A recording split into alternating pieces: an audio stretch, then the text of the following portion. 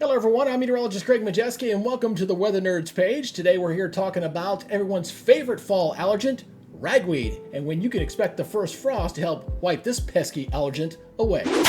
Now, ragweed season typically comes into bloom between August and the end of October. Now, ragweed pollen is a major source of allergies with billions of grains of pollen produced every year. These pollen grains are so light that they can actually travel 400 miles or more on the wind.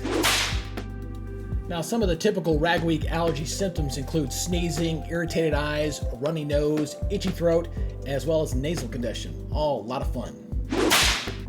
Ragweed does have its own kryptonite, and it comes in the form of very cold air. And when that first frost hits your backyard, that means ragweed season is coming to an end. Now, the length and the severity of ragweed season is really dependent on where you're located in the country and when that first frost hits your backyard. This map right here kind of shows what I'm talking about. If you're in the areas like in the greens and the yellows, you're probably looking at more toward into the middle section of October before you see some relief.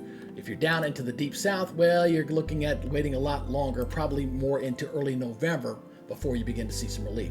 Now, what I'm going to do is I'm going to leave a link down below where you can put in your zip code, and it'll tell you, historically speaking, when you can expect the frost in your backyard and when you can expect some relief from the old ragweed.